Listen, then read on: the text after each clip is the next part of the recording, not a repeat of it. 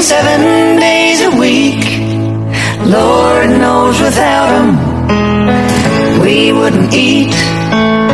The world's on his shoulders, still proudly he stands.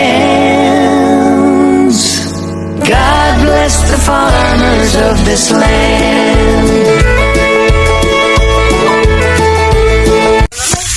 Good morning mga ka-farmers. Ang oras natin alas 9:10 ng umaga. Nandito tayo sa Lungnag, Gimba. Pinasyalan natin yung palay ni Sir. Dahil ito ay nagamitan ng Growers Beat 1000 plus. Yan nga, kami mismo ay nagtataka dahil itong katabi niya, parehas variety din yang sa kabila, Sir? Ibang variety yan. Ibang variety ano.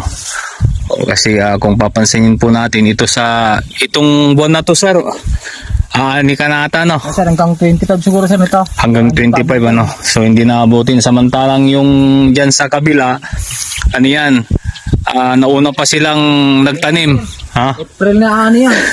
Nauna pa silang nagtanim ata dyan. Parang maunahan mo pa sila. So tingnan nyo po mga ka-farmers yan grabe hanggang ano po, lampas baywang po.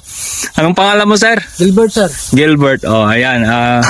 So ilang beses mong na-sprayan to, Sir, ng Growers Beat 1000 plus? 4 na beses, sir. 4 na beses ano. So anong napansin mo sa Growers Beat foliar fertilizer nung ginamit mo, Sir? Okay, sir, maganda yung resulta.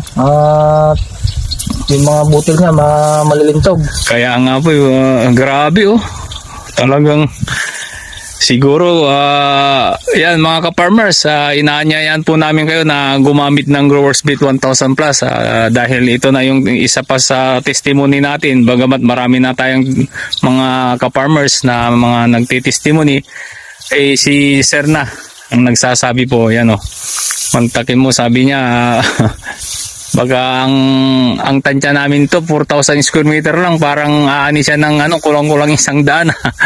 Hitik na hitik So anong hinihintay natin mga ka-farmers nandito na si Growers Beat 1000 plus upang sa ganun na umani po kayo ng sagana, dahil si Growers Beat 1000 plus ang kagandahan po dito, eco-friendly na po siya, tapos ang NPK niya ang tataas po, kaya ganito po katataas yung kanyang palay, tapos ayun po, mapapabilis po ang inyong pag-ani po. So ito mga ka-farmers nandito tayo sa Barangay Lungnag ng Gimba. Ayan mga taga Gimba, ito na po yung hinahanap yung foliar po, nakasagutan po upang sa ganun ay sumagana po ang ani nyo. Ito po ang aming update. Salamat, Sir. Thank you very much. Opo. Ito po ang aming update dito sa Gimba. Bibait siya. Ayan. To God be the glory po. Ayan, ay grabe to. Wow!